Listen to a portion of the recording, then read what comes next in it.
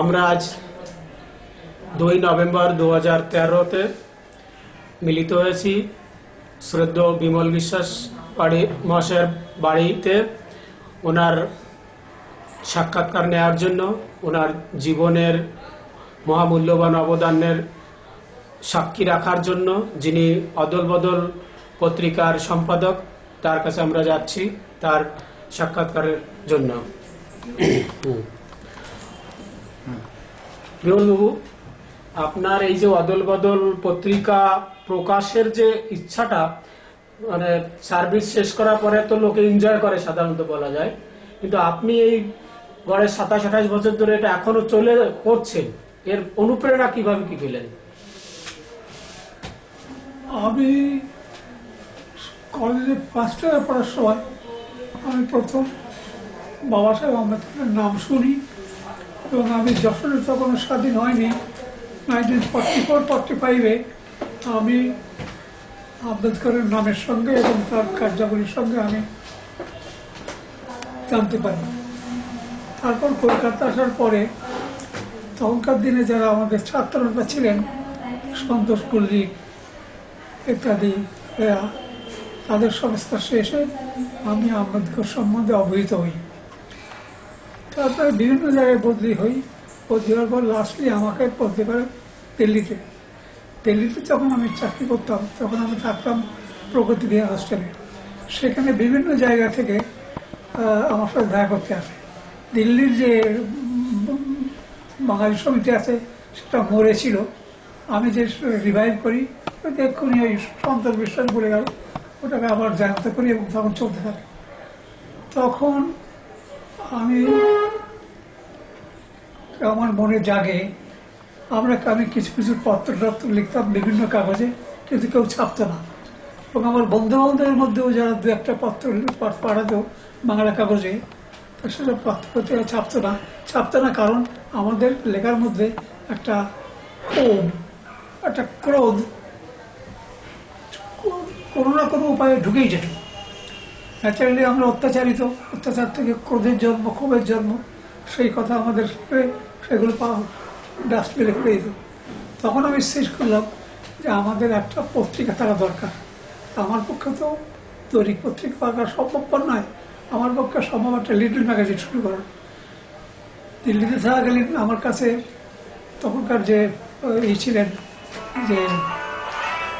যে স্পিকার ছিলেন, তার সঙ্গে আমার দেখা হয়। তারা আমাকে বলে তাদের পার্টিতে জয়েন করতে।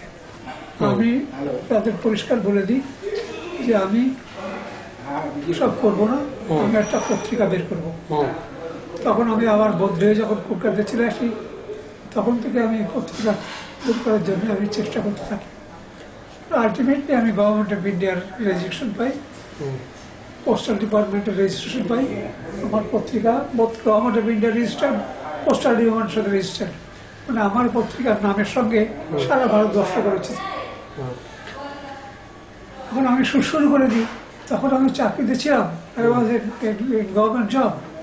যেহেতু আমি নিজে নামে পত্রিকা প্রচার করতে পারি না, সেই জন্য আমার মেয়ের নামে প্রথম শুরু করি। শুরু করার পর আস্তে আস্তে আস্তে আস্তে আমি রিটায়ার করার পর আমি এটা নিয়ে নিই, এবং সারা ভারতবর্ষময় আমি লেখক কোথায় পাবো? আমি সারা ভারতবর্ষময় লেখকের চেষ্টায় দিল্লি, বম্বে, গুয়াহাটি, আগরতলা, বিভিন্ন জায়গায় আমি চাকরি করেছি। তাদের সঙ্গে যেখানে আমার যা পরিচয় হয়েছে তাদের সকলকে বলেছি ভাই লেখা শুরু করো। তখন সবাই লেখা শুরু করে। আমার একটা স্যাটিসফ্যাকশন, গ্রেট স্যাটিসফ্যাকশন এই যে আমার এই পত্রিকার মাধ্যমে আমাদের কেউ লিখত না। Nobody was a writer, nobody was a storyteller, nobody was a poet. আমার এই পত্রিকার চেষ্টায় সারা ভারতবর্ষময় আজকে প্রায় 60-70 জন রেগুলার লেখক জন্মে গেছে। কেউ কবিতা লিখছে, কেউ প্রবন্ধ লিখছে, কেউ উপন্যাস লিখছে, কেউ ছোট গল্প লিখছে, কেউ ব্যঙ্গচিত্র লিখছে, হয়ে গেছে। এখন সেইখান থেকে আমি I lost my son in the year 1986. আমি এক ভদ্রলোকের কাছে গেছিলাম যে আপনি যে লেখা চাইছেন লেখা দেবো, আপনার পত্রিকার আর কতদিন বাঁচবে? আমি জানি না কেন আমার মুখ দিয়ে বেরিয়ে গেল, হুম, দেখুন মশাই, সন্তানের জন্ম দিয়ে আমি গ্যারান্টি দিতে পারি না যে আমার ছেলে বেঁচে থাকবে। সেই, আমার এই পত্রিকায় আমি গ্যারান্টি দিতে পারি না যে কবে বেঁচে থাকবে, কিন্তু এটা জন্ম নিয়েছে। আমি and within 30 days I lost my son. হুম, আমি তাহলে বললাম যে আমি আমার সন্তান জন্ম দিয়ে আমি আপনাকে বলতে পারি না বা কাউকে বলতে পারি না যে আমি আমার সন্তানকে বাঁচিয়ে রাখবো। হুম, within 30 days I lost my son. হুম, আর যে মাসে আমার ছেলে মারা গেল কাশ্মীরে, হুম, সে মাসেরও আমার চোখ দিয়ে জল পড়েছে, অনবরত কেঁদেছি, তবে পত্রিকা বেরিয়েছে। হুম। Still like I didn't stop it. তারপরে চালিয়েই যাচ্ছে। মানে পত্রিকাটা একটা আপনার সন্তানের মতো। আমার সন্তানের মতো তো আমার সন্তান। আমি কাউকে বলেছি, মুখ দিয়ে বেরিয়ে গেছে। হুম, আমি যেদিন শুনবি পত্রিকা বন্ধ হয়েছে, জানবি তার আগে আমার টেবিলে মাথা থেকে আমি মারা গেছে, তারপরে পত্রিকা বন্ধ হয়েছে। হুম, যদি করে কোনোদিন শুনিস যে পত্রিকা বন্ধ হয়ে আছে, তাহলে জানবি তার আগের দিন বা তার আগের দিন টেবিলের পরে মাথা ঢুকে আমি পড়েছি, আমিও বলেছি আমার পত্রিকা বন্ধ হয়ে গেছে। জানি না এটা কতদূর হবে কি জানি না, স্টিল অদল বদল নাম দিলেন, অদল বদলের মিনিংটা একটু। অদল বদল পৃথিবী সব চলছে। হুম, গ্রামের দিকে গেলে দেখা যায় গরু গাড়ি যে রাস্তা দিয়ে চলে সেখানে দুটো গর্ত হয়ে যায়, হুম, সেই গর্ত ছাড়া বাইরে আর গরু গাড়ি যেতে পারে না, কারণ ওই উঠতে পারে না। হুম, এখন এখানে এই পরিবর্তন তো চলছে, হুম, সবাই বলে অদল বদল, কিন্তু আমি অনেক নাম আছে, পরিবর্তন নাম আছে, নানান রকমের শব্দ আছে। করতে করতে করতে আমি দেখলাম সবচেয়ে কমন যেটা হুম, হুম, অদল বদলের পক্ষে যেটা কমন সেটা অদল বদল। হুম, আমি অদল বদল নাম দিলাম, দিল্লিতে দরখাস্ত করলাম। আগে কি একটা নাম দিয়েছিলাম, একটা বড় সংস্কৃত নাম, আচ্ছা, তা শেষকালে চিন্তা করলাম না, ওর সংস্কৃত নাম দেওয়ার দরকার নেই, হ্যাঁ, আমি এই দেশি নামই দেবো। আচ্ছা, দেশি নাম দিলাম। মহাশয় দেবীর দিকে পাঠালাম, মহাশয় দেব আমার এখানে এলেন, আরো 2-4 লোক এখানে এলেন, সবাই শুরু করে দিলাম, সবার চলছে। তারপর আমি যেহেতু চাকরি করেছি, মাদ্রাজে চাকরি করেছি, কোচিনে চাকরি করেছি, হায়দ্রাবাদে চাকরি করেছি, ঘরে চাকরি করেছি, দিল্লিতে চাকরি করেছি, আমার ফ্রেন্ড সার্কেল সারা ভারতবর্ষ ছড়িয়ে আছে। যেখানে যার সঙ্গে কথা বলেছি তার সঙ্গে সব কথা বলার পরে আস্তে আস্তে কাশ্মীর থেকে লেখা পাই, দিল্লি থেকে লেখা পাই, পাটনা থেকে লেখা পাই, বম্বে থেকে লেখা পাই, মাদ্রাজ থেকে পাই না। মাদ্রাজের লোকেরা বেশিরভাগ কি জানি মাদ্রাজের কোনো লেখা টেখা পাই না, সব জায়গা থেকে লেখা পাই। এখনো চলছে। আপনার এই কত বছর, মানে কোন বছরে এটা চালু করেন, এরকম কিছু মনে আছে? 85 থেকে এটা চালু করেন। তো আমার যেমন আপনি 85 থেকে চালু করে এবং রেটারের পর, এটা রেটারের আগে চালু করেছেন অন্য নামে, তখন অন্য নামে। আচ্ছা। তো তারপরে চালু হচ্ছে। তো আমাদের সমাজের যে বিশেষ করে যারা রিটায়ার্ড হচ্ছেন তাদের সম্পর্কে আপনার কি ধারণা, তারা আপনি যেমন করছেন এর থেকে তারা কি অনুপ্রেরণা পেতে পারে, বা তাদের? অত্যন্ত দুঃখের সঙ্গে আমাকে বলতে হবে যে 2-1 ছাড়া তারা তারা দে আর নট ভেরি সিনসিয়ার, তারা এটাকে উপেক্ষাই করে। একজন বলে বসো এতে কি আছে, কিন্তু পড়ার মতো কোনো মেটেরিয়াল আছে, এরকম কমেন্টস করে। তাতে আমি আই ডোন্ট গেট ডিসার্টেড। এইসব কমেন্টসে আমার মন নিচু করে দেয় না, আমি আমার মতো চলে যাই, তা আর হয় না। তবে একথা ঠিক যে আজকে দিল্লিতে, পাটনায়, গুয়াহাটিতে, আগরতলায়, আবার বনগাঁয়, মসলন্দপুরে বহুত লেখক জন্মে গেছে, বোথ মেল অ্যান্ড ফিমেল। আমার এই দেশের মধ্যে আদিবাসী মেয়ে আছে, আদিবাসী ছেলে আছে, শিডিউল কাস্ট ছেলে আছে, শিডিউল কাস্ট মেয়ে আছে। আমি এটাকে কমনাল রাখিনি। এখন এই যে যদি কোনো ব্রাহ্মণ, আমার এইখানেই ব্রাহ্মণ লেখক আছে, তারা হিন্দু ধর্মকে, হিন্দু ধর্মের গরু খাওয়ার সম্বন্ধে প্রচুর লিখেছে, হিন্দু ধর্মের বিরুদ্ধে প্রচুর লিখেছে, মানে এস্টাবলিশড। আমি একটা বই তোমাকে দেখাবো, ঠিক আছে, পরে দেখান, আমরা এই দুখানা বই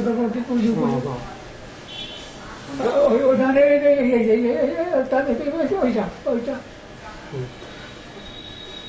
আমি বলতে যাচ্ছিলাম, ঠিক আছে, আমাদের লোকেরা তো সমাজ সম্পর্কে সেইভাবে মানসিকভাবে জাগ্রত না, কিন্তু তাদের অন্তত আপনি যেমন করছেন এরকম দেখে তো একটা অনুপ্রেরণা পাওয়ার উচিত, বা সমাজ সম্পর্কে, সমাজ থেকে তারা যে সংগ্রহ করেছে সমাজের বা মহামানবদের দানের জন্যই তো আজ এই পর্যন্ত।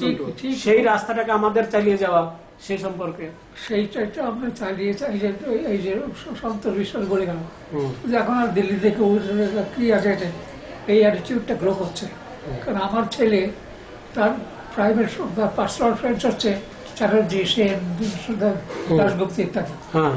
সে যখন আমার ছেলের কাঁধে হাত দিয়ে আড্ডা মারছে, দুজনে সিগারেট দিচ্ছে, তখন তারা এটা মানতে চাইছে না। কিসের রিজার্ভেশন, কিসের আমি আমার কৃতিত্বে আমি বড় হব, বলে হওয়ার তুই বড় ঠেকাচ্ছে কে দিস না। কিন্তু ফ্যাক্ট রিমেন্স যে তোর ঠাকুর দাদা লাঙল চলেছে, ফ্যাক্ট রিমেন্স তোর ঠাকুর দাদা লাঙল চলেছে, ঠাকুর দাদি লাঙল চলছে পয়সায়, তোর বাপ এই পোস্ট ধরেছে, তোর বাপ তোরে এখন পড়িয়েছে, তুই চাষ করে বিলেত পড়াতে পারি। সেটা তো স্টেজ বাই স্টেজ হয়েছে। এখন তুই যদি বলিস যে আমি আর করবো না, তুই তো বিকম যখন অ্যাডমিশন নিলি তখন তো শিডিউল কাস্ট দিয়েছিলি, আমি তোরা সার্টিফিকেট করে দিই। আজকে তোরা তোকে ঘেন্টা জঙ্গল করা। আর সে এগ্রি করে। আমার ছেলেমেয়েরা কিন্তু ভেরি আর্ট, তারা শিডিউল কাস্ট চেনে, শিডিউল ট্রাইব চেনে, অমুক করে তমুক করে। তার মানে একটা সব সমস্যা আছে যে আমরা সমাজকে সেইভাবে আমাদের সমস্যাটাকে করতে পারিনি, এটা আমাদের একটা ল্যাক অফ। ইয়েস, এই যে শব্দ এই কথাগুলো বলে গেল, আমি আমার ছেলেকে, আমার মেয়েকে, আমার জামাইকে, আমার নাতিকে শিক্ষা দিই এই সেটাই। আমার ঘরে ওখানে আম্বেদকরের ছবি নেই, ওইখানে টেবিলে ওই আম্বেদকরের ছবি আছে। তুই কোনো ঘরের কারোর ঘরে দেখবে না তার বসার ঘরে আম্বেদকরের ছবি আছে। একে আম্বেদকর, ও আপনি আম্বেদকর। সেই মুহূর্তে যে ডাউনগ্রেডেড হয়ে গেল, সেই ভয়তে কোন সালার ঘরে আম্বেদকরের ছবি পাওয়া যায় না। এই দায়িত্বটা তো আমাদের আরো, যেমন আপনি নিয়েছেন, আমাদের আরো মাথায় নিতে হবে। এই কথাটাই বোঝে না ওদের শেখার। আমি যে বড় হয়েছি, আমি যখন ক্লাস 7-এ পড়ি আমি 4 টাকা স্টাইপেন্ড পেতাম, যখন কলেজে পড়ি 10 টাকা স্টাইপেন্ড পেতাম, যখন ইউনিভার্সিটি এলাম 50 টাকা স্টাইপেন্ড পেতাম। এই যে আমার বাবার চালাতে পারত, but still I got it, I enjoyed it, I passed through it। আমি খুব খাটাখাটি করিনি।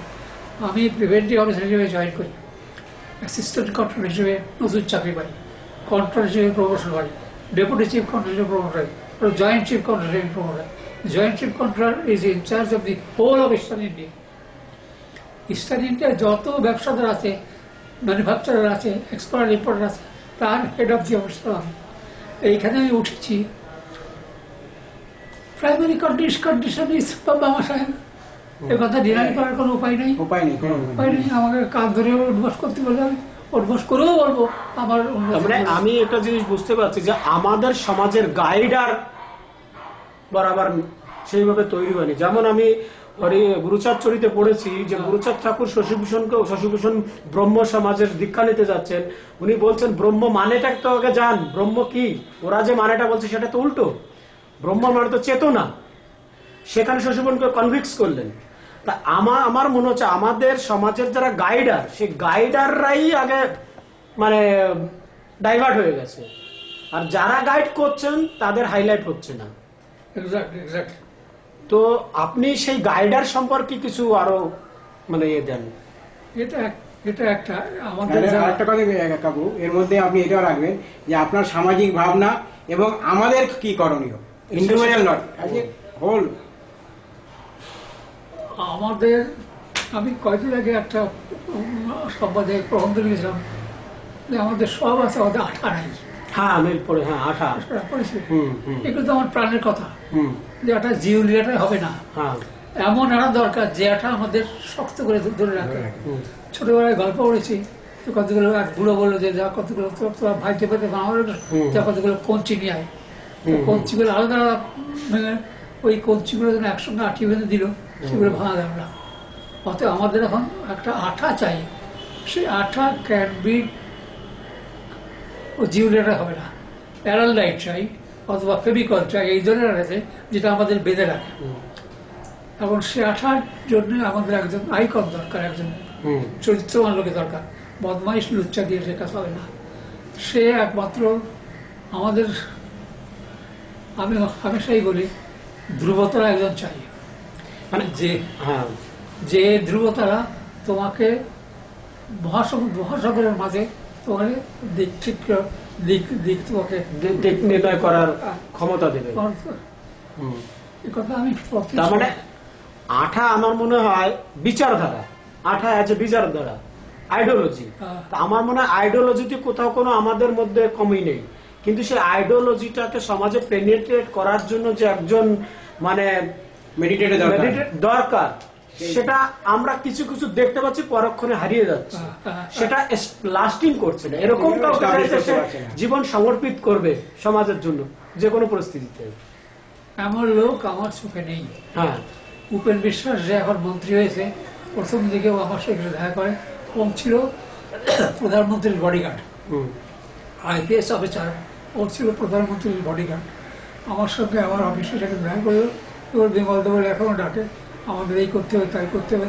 আমি খুব খুশি হয়েছিলাম। তারপরে দেখলাম সে পথ পরিবর্তন, সে পার্সোনাল গেনের দিকে তার নাম চলে গেছে, তাতে হলো না। এইভাবে আমি বহু লোকের বহু মিটিং করেছি, শত শত মিটিং করেছি, বনগামুখও হোক আর ক্যানিং মুখও হোক, এমনকি গঙ্গার ওপারেও আমি মিটিং করেছি। কিন্তু দেখা গেল সেই আঠা তৈরি করা গেল না। আর যতদিন গেছে আমার বয়স বেড়েছে, আমার এখন আর অত মিটিং করার ক্ষমতা নেই, এখন আর যাই না।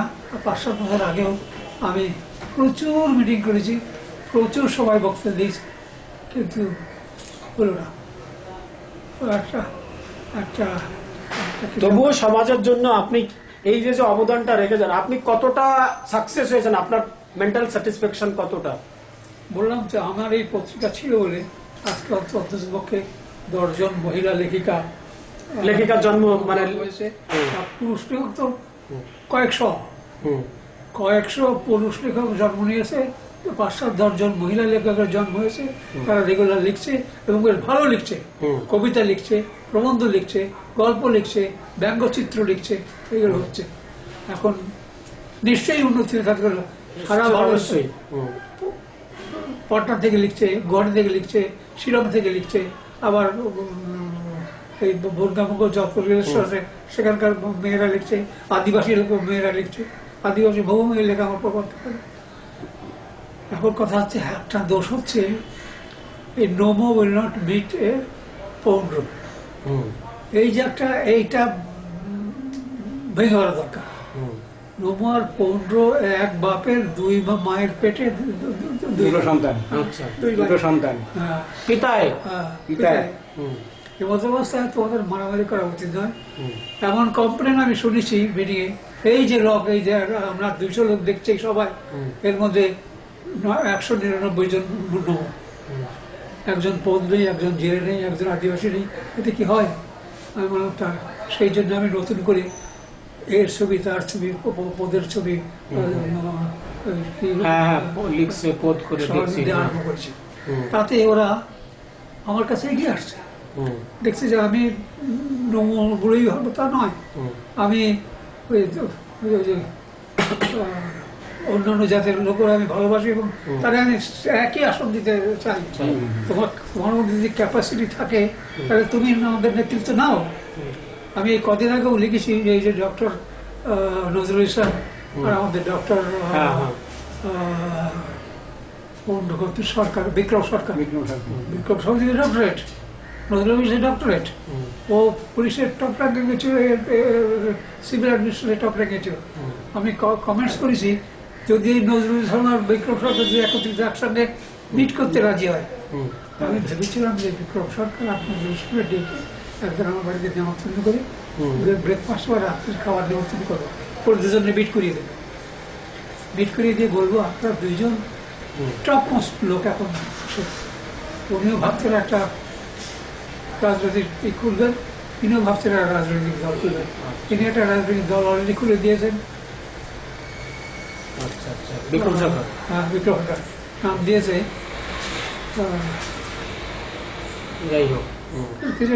নাম দিয়ে শুরু করে দিয়েছে অলরেডি। আমি তারা জিজ্ঞেস করলাম যে আপনি যে নাম দিয়ে শুরু করলেন, আপনি কি আগে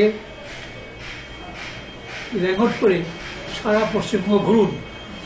আপনি সেক্রেটারি ছিলেন বা কোর্টের চেয়ারম্যান ছিলেন, এতে কিছু ধার্য হবে না। আপনি ঘুরে ঘুরে ঘুরে ঘুরে ঘুরে ঘুরে দেখেন। কিন্তু আমি ঘুরবো কেন, আমার কাছে আরো আসবে। এই লোকের দ্বারা কি পার্টি গঠিত হয়? আমি দেখেছি একটা লরি ঘিরে নিয়েছে, ওই সবসময় দেখেছি একটা লরির পেছনটা ঘিরে নিয়েছে, তার মধ্যে রান্না করে, তার মধ্যে খায়, তার মধ্যে বেরিয়ে যায় পাঞ্জাব গ্রামে ঘুরে পাড়া পাড়ে ঘুরে এইরকম। আর ভ্যানিটি, এই ভ্যানিটি যতদিন না যাবে ততদিন পর্যন্ত আমি তোমার সেবক।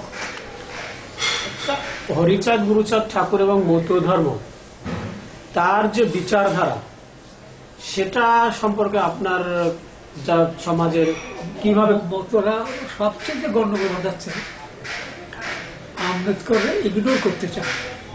গুরুচাঁদ ঠাকুর আম্বেদকরের চাইতেও উচ্চ স্থানে বসে আছে, এইটা আর সেখানে আমাদের নিজের মতো কথা কাটাকাটি, এইটাতে হবে না। কোথায় আম্বেদকর, কোথায় সূর্য, আর কোথায় তারা। আর অল রেসপেক্ট গুরুচাঁদ ঠাকুরকে আমি প্রাণ দিয়ে শ্রদ্ধা করি। উনি লেখাপড়া না জানা অবস্থায় সেই যুগে যে যে চেতনা তিনি জন্ম দিয়ে গেছিলেন তার কোনো পূরণ হয় না, এবং যে বিশ্রী তাকেও মানে না, গুরুজনের কথাও কেউ মানে না। যার দল নেই তার বল নেই, তুমি আগে আগে তুমি রাজনৈতিক চেতনা লাভ করো ইত্যাদি বলা, এই হরি বলে হরি বলে হরি বলে গড়াগড়ি গায়। আচ্ছা, বর্তমানে আমি মাসখানেক আগে মণিমোহন বৈরাগী এবং মনীন্দ্রনাথ বিশ্বাস দুজনের লেখা বেশ কিছু বই পেয়েছি হরিগুরুচাঁদ ঠাকুর সম্পর্কে, যারা একটা মঞ্চ চালাচ্ছেন, হরিগুরুচাঁদ আম্বেদকর চেতনা মঞ্চ। এই বিষয়ে আপনার কোনো ধারণা? এই একটা মঞ্চ আমি জানি না, যেটা বই পড়ে আমি খুব অনুপ্রাণিত হয়েছি। এবং না না এই তো এখানেই আমার এখানে আপনি গেছিলেন, আপনি গেছিলেন ওই যে সুধীর বাবুর ওখানে, সুধীর রঞ্জন ওরা যে সংগঠন চালায়, সুধীর রঞ্জন হালদার, সুধীর হালদার, ও একজন গুরুচাঁদের খুব খুব বড় হতো। তাদের বিরুদ্ধে আমার কোনো কমপ্লেন নেই। গুরুচাঁদকে নিশ্চয়ই গুরুচাঁদ আমাদের প্রণম্য, তার পা দিয়ে জল খাওয়ার মধ্যে লোক তিনি। একটা থামদিন পেশার মানুষ, কত কনসেন্স আর কত ক্লিয়ার আর কত পারফেক্ট ছিল। তুই ব্যবসা করো, টাকাও উপায় করো, অর্থ উপার্জন করো, সমাজের জন্য কিছু করো, আর দলবদ্ধ একত্রিত। যার বল নেই তার দল, যার দল নেই তার বল নেই, কথা এ মারাত্মক কথা না? সেই আমলে মানে তার ইয়ে চিন্তা করে, কিন্তু তারা ওই মতুয়া হয়ে ওই মাথা জাগায় আর হরিবল করে, রাজনৈতিক চেতনা জন্মাচ্ছে না। তো আপনার একটা ইচ্ছা নিশ্চয় থাকবে, করেছেন অনেক কিছুই, তবুও না পাওয়ার বেদনা থাকবে, তবুও সমাজে আরো কিছু করুক সেই ধরনের কিছু জানান, যে সমাজের প্রতি অপেক্ষা করে না, আশা করে। সামাজিক ভাবনা আপনার এবং আজকে আমাদের কি করণীয় সেই কথাটা আর কি আসলে বলুন। আজকে একটা চাওয়া উচিত যে আমরা এই ক্ষুদ্র ক্ষুদ্র বিন্দু আছে, সেই বিন্দুকে একত্রিত করতে চাই। আমরা খ্যাপলা জালের মতো হবো।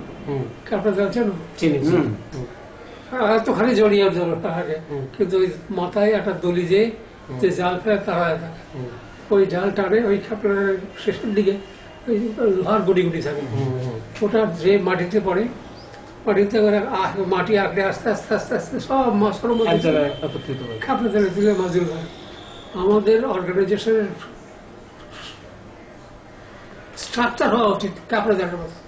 আমরা 1000 গন্ডা করবো, কোনো আপত্তি নেই, 1000 গন্ডা প্রতি গ্রামে একটা করে, কিন্তু it must be have a link, একটা সেন্ট্রাল থাকবে যেখানে টানলে কানেক্টেড থাকবে। ঘন্টা বাজালে সমস্ত জায়গায় ঘন্টাটা বাজে, এরকম একটা। আর সেই জন্য দরকার একজন নেতা। বাবা সাহেব একটা স্কুল করে, একটা কলেজ করেছিলেন নেতার জন্মাবার জন্য। এই বইটা আছে, সেই বইটা কোথায়? আম্বেদকরের বইটা, সেই বইটাতে একটা কলেজ করেছিলেন to teach people how one can become a leader. টিকলো না বেশি দিন, 1 বছর 1.5 বছর ঠিকই ছিল। উনি উনি বলছেন আম্বেদকরের ছেলে তোমাকে আগে সমস্ত বিষয় জানতে হবে, তোমার চরিত্রের মধ্যে এমন গুণ থাকবে যে গুণের জন্য তুমি সবার সম্ভ্রম পাবে, আর তোমার কিছু জ্ঞানও থাকতে হবে রাজনীতি, সে রাজনীতি সম্বন্ধে তোমার একটা জ্ঞানও থাকতে হবে, তাহলে তুমি কঠোর। তোমার যদি একজন নেতারা থাকে, আমাদের আজকে কোনো নেতারই নেতা হওয়ার যে গুণাবলী থাকার দরকার সেই গুণওয়ালা লোক একদম অবিহীন। প্রথম যুগে ছিল সন্ত্রাসবাদী, ছিল আমাদের মজুমদার, অপূর্ব মজুমদার, তারপরে মহাপ্রাণ যোগেন্দ্রনাথ মন্ডল সম্পর্কে আপনার আমি যোগেন্দ্রনাথ ধারণা? ডাইলে কি মাথায় হাত গেল, আমার নেমন্তন্ন করে খাটে বসে আমার আর আমার স্ত্রীকে বসে খাইয়েছে। আমি যোগেন্দ্রনাথের জন্য ক্যানভাস করছি যখন উনি দাঁড়ায়, ওই তীরজলা থেকে দাঁড়ায়, কিন্তু যে তিনি দেখাতে পারেনি। কিন্তু যোগেন মন্ডল ইতনা বড়া দিল, such a big hearted man he was. আমি গেছি টালিগঞ্জের ব্রিজটা পেরিয়ে তার ওপরে একটা মিস্ত্রির, হ্যাঁ মিস্ত্রি ইয়েতে কাঠগোলার উপরে একটা তক্তা দিয়ে একটা জায়গা পায়, সেইখানে থাকে। আমি গেলাম, আমার বললেন আমার বসার পুলিশে খুঁজে বেড়াচ্ছে বিস্কুটের কৌটো, কোথাও বিস্কুটের কৌটো খুঁজে পাচ্ছে না। ওই ওরা যে দেখাশোনা করতো তুই চা নিয়ে আয়, চা নিয়ে এলো, কিন্তু বিস্কুটের কৌটো খুঁজেই পাওয়া গেল না। আমরা বিস্কুট চা খেয়ে চলে যাচ্ছি। অতএব আমরা কন্ডেম করে দিলাম। ওর বক্তৃতা আমি যশোরে শুনেছি, এখানে কলকাতায় শুনেছি, ঠাকুরনগর বক্তৃতা শুনেছি, আমার সঙ্গে সঙ্গে শুনেছি। কিন্তু কেউ বুঝলো না, লোকটাকে কেউ বুঝলো না, খুব দোষ দেয়, পলাই আইছে, মানে পাকিস্তানে পলাই আইছে, আমাদের নম্বর কথা আছে, পাকিস্তানে পলাই আইছে, আমাদের ছেড়ে পলাই দিলে। এই একটা বিশেষ করে গালি চলে সমাজে, কিন্তু তিনি যে বাবা সাহেবকে সংবিধান সভায় পাঠালেন, যার ফল আমরা খাচ্ছি, সেটা আমরা কি কখনো বিচার করি? দিল্লিতে 100 ভাই বক্তৃতা দিচ্ছি, সব এ করলো বাবা সাহেব বলে, আমার উঠে আমি বক্তৃতা আমি পরিষ্কার বললাম আমরা বাবা সাহেবের কথা বলছি বটে, তিনি আমার সংবিধান রচয়িতা, কিন্তু যোগেন্দ্রনাথ মন্ডল যদি না থাকতেন, বাবা সাহেবের ঢুকতে পারতেন না। তখন যে সভাপতি সেই উঠে বললো, মিস্টার বিশ্বাস একটা খুব পার্টিনের প্রশ্ন তুলেছেন, আমরা একটা ভুল করে যাচ্ছি, বাবা সাহেবের জন্মের পিছনে যোগেন্দ্রনাথ মন্ডলের যে কন্ট্রিবিউশন আছে, নোবডি ক্যান ডিনাই। আপনার একটা মানে ইনফরমেশন দিচ্ছি, নাগপুরে সঞ্জয় গাজবেকরে একজন প্রফেসর মহাপ্রাণ যোগেন্দ্রনাথ মন্ডলের উপরে থিসিস করে ডক্টরেট পেয়েছেন, এবং সে বইটা মানে ওটা পাবলিশ হয়েছে, আমার হাতেও এসেছে। আমি আসার পথে ওই ডক্টর সঞ্জয় গাজবে এসেছিলেন নাগপুর স্টেশনে, বইটা আমাকে দিয়েছেন, এবং উনি ওই ডাইরেক্ট ওটা করেছেন যে বাবা সাহেব যে আজ এত দূর এসেছেন, যোগেন্দ্রনাথ মন্ডল না থাকলে এটা হওয়া মুশকিল ছিল। এবং সেখানে নাগপুরের একজন প্রখ্যাত অধ্যাপক আগলাবেকরকে, প্রফেসর প্রদীপ আগলাবে, তিনিও ওটা কমেন্টস করেছেন যে এই অবদানটা মহাপ্রাণ যোগেন্দ্রনাথ মন্ডলের। এটা আমাদের একদিকে গর্বের বিষয়, অন্যদিকে একটা দুঃখের যে আজ তারা চিনল মহাপ্রাণ যোগেন্দ্রনাথ মন্ডলকে। কিন্তু আর সেখানে শুধু মহাপ্রাণ মন্ডল না, বাংলার সব মনীষীদের কথা, মানে হরিগুরুচাঁদ ঠাকুর, তারপরে অন্য যারা, সবার কথা। কিন্তু আমি সেটা দেখছি যে আমার বাঙালিরা বিশেষ করে চিনল না। এই সম্পর্কে আপনার বাঙালি মূল নিবাসের চিহ্ন না, বাঙালি অন্য লোকরা চিনে। আমি তো যোগেন মন্ডলের শিষ্য, আমি তো যোগেন মন্ডলের আমার ছাত্র জীবনে আমি বাড়িতে গেছি বহুবার। তো আমার আর আমার স্ত্রীকে বিয়ের পরে প্রথম গেলাম যোগেন মন্ডলের দেখা করতে। উনি আমার স্ত্রীকে এরকম খাটে বসে স্টুল দিয়ে আমাদের খাওয়া হয়। যোগেন মন্ডল সম্বন্ধে মানে জগন্মোহনের সম্বন্ধে কোনো বিরূপ মন্তব্য করলে আমার রক্ত উঠতে থাকে। মানে এত বড় মহান ব্যক্তি ছিলেন তিনি। হ্যাঁ, মহান ব্যক্তি কোনো সন্দেহ নেই। আচ্ছা বিমলবাবু, তাহলে এই যে এখন আপনি এত বছর 28 বছর আপনার এই অদল বদলকে আপনি চালিয়ে আজ বর্তমানে স্টেজে নিয়ে এসেছেন, কিন্তু আপনি যখন এই থাকবেন না তখন এই অদল বদলের ব্যাপারে আপনার কি চিন্তাধারা, কি চিন্তা করছেন? আমি খুব বড় দুঃখে আছি এই জন্যে যে আমি বহু সময় বলেছি যে অদল বদলের জীবন আর আমার জীবনকে একসঙ্গে শেষ হয়ে যাবে, এটা যেন না হয়। আর আমার যা আছে, আমার অন্ততপক্ষে 25-30 হাজার টাকার বই আছে, আমার ক্যাশ যা আছে 30-40 হাজার টাকা আমি দিতে রাজি আছি। তোমাদের যদি ঈর্ষা হয়, রাগ হয়, বিমল বিশ্বাসের বাড়িতে এটা থাকবে না, এটা বিমল বিশ্বাসের প্রপার্টি হয়ে গেছে, এটা কোনোদিন বিমল বিশ্বাসের প্রপার্টি নয়, এটা সমাজের প্রপার্টি। আমি সমাজের প্রতিনিধি হিসেবে এই মূর্তি চেষ্টা পাচ্ছি। পয়সা আসে না, আমার যা পেনশন পাই আর 1/3 এর পিছনে খরচা যায় প্রতি মাসে। আমি চালাচ্ছি, আমি সুমদ খাই না, আমি সিগারেট খাই না, আমি সিনেমায় যাই না, আমি থিয়েটারে যাই না। আমার যদি 5-7 হাজার টাকা প্রতি মাসে আমার পেনশনের টাকাতে খরচা হোক না, তাতে আমার ছেলে বউয়ের কোনো আপত্তি নেই। কিন্তু কথা হচ্ছে এই অবধি আপনি সমাজের এতদিন যে আপনি ইয়ে করে আসছেন যে তোমরা কেউ আসো এটাকে ইয়ে করো, আপনি এই অবধি কোনো লোক পেয়েছেন? না, একজনও পাইনি। তারা এসে বলবে যে কাকা বা জ্যাঠা বা দাদা বা শালা, তুমি তো যথেষ্ট বুড়ো হয়েছো, তুমি একটু বিশ্রাম নাও। অন্যান্য আগ্রহ বাগ্রহ কাজ যেগুলো আছে সেগুলো আমরা দেখি, এই প্রুফ দেখা, প্রেসে যাওয়া, প্রেস থেকে নিয়ে আসা, পোস্ট করা, 400-500 বই পোস্ট করা, তারপর তাদের সঙ্গে করেসপন্ডেন্স রাখা, কিছু চাঁদা দেরি হলে তাদের কাছে টাকা। কেউ সে শুধু, তারা শুধু পেতে চায়, দিতে চায় না কিছু।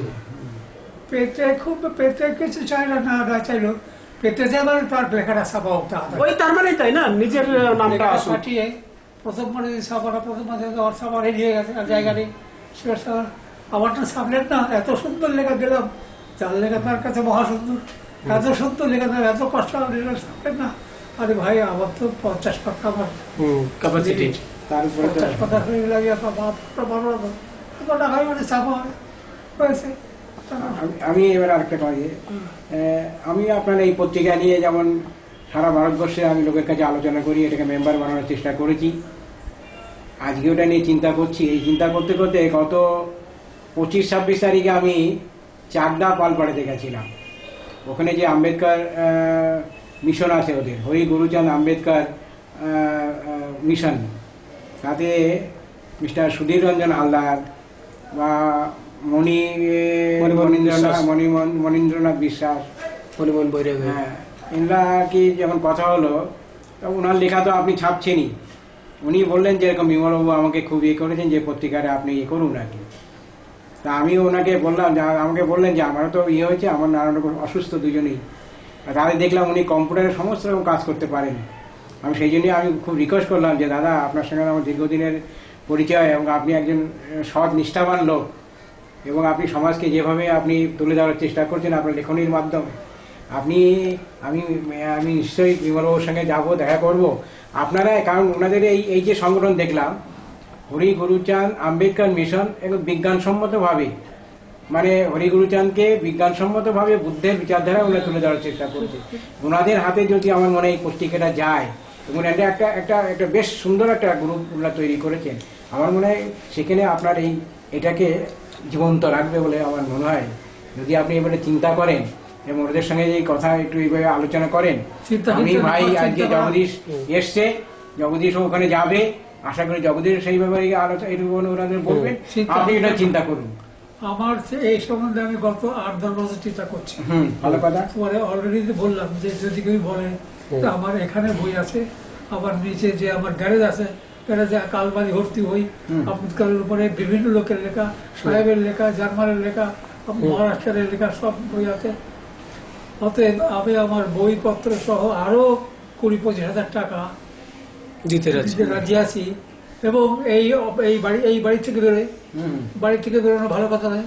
ওরা যদি পারে কোনো একটা ঘর ভাড়া নিয়ে, একটা ঘরও আছে এখানে, ওই অফিসার যদিও ডাটি ঘর, তারা যদি পারে এটা নিয়ে চালাতে পারে, আমি সহজে লিখে দেবো, আমি আমার পত্রিকা ট্রান্সফার করে দিলাম সুশাসন অর্গানাইজেশন। আমার কোনো আপত্তি নেই, কারণ আমি যখন পারবো না, লিখে হজম করতে পারবো না, সে লিখে আমার লাভ কি আছে? আমার যদি আমার কোনো আপত্তি নেই, অত্যন্ত খুশি মনে আমি সেই দিনে লেখাপড়া দলিল করে দিই।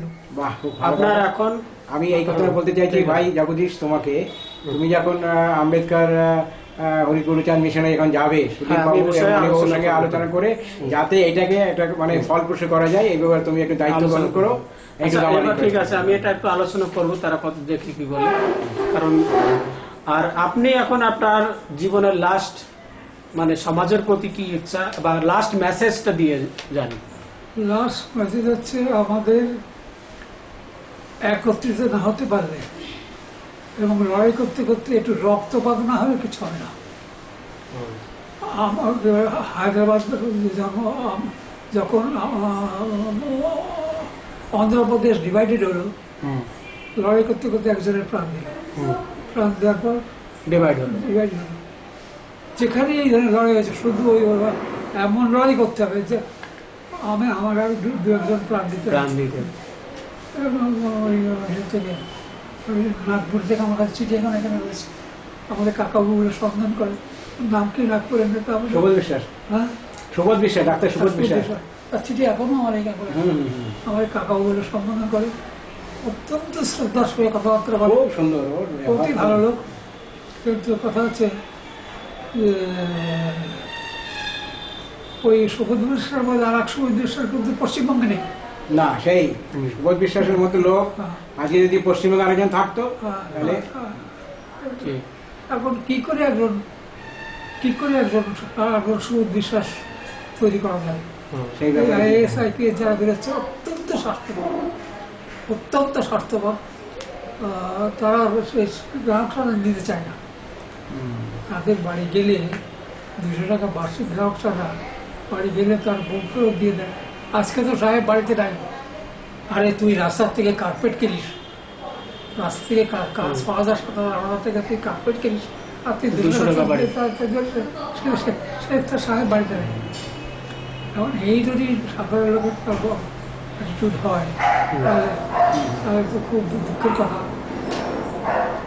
তেমন লোক কেউ নেই। শ্রীলঙ্কার শোয়ার জন্য অনেকে আসে, তারা দুঃখিত, কিন্তু শ্রীলঙ্কার শোয়ার জন্য অনেকে গর্বিত, তেমন লোক এই একজনের ছিল। এরকম তো 2-4 জন নেই, তা নয়।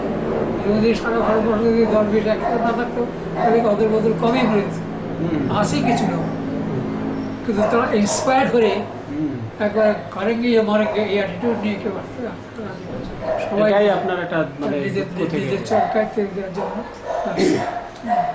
ঠিক আছে, এতক্ষণ আমরা মান্যবর বিমল বাবুর সঙ্গে কথোপকথন করলাম, ওনার থেকে অনেক ধরনের মেসেজ আমরা পেলাম সমাজের থেকে, কিভাবে কি করা দরকার সমাজকে জাগ্রত করার জন্য। উনি লাস্ট মেসেজ দিলেন, বিনা রক্তপাতে কোনো কিছুই অধিকার অর্জন করা যাবে না। আমাদের বিচারধারাটাকে সঙ্গে নিয়ে, সঠিক বিচারধারাটাকে সঙ্গে নিয়ে, সঠিক নেতৃত্বকে সামনে রেখে আমাদের আন্দোলনকে এগিয়ে নিয়ে যেতে হবে। এটা আন্দোলন করতে গিয়ে যদি একান্ত কোনো জীবন বলি দিতে হয়, তা দিতে রাজি থাকতে হবে, তাহলেই আমাদের সমাজে বা আমাদের দেশের মানে জাগৃতি হবে। এই ওনার আশা থাকলো। এখানে আমরা আমাদের সাক্ষাৎকার শেষ করছি। ধন্যবাদ।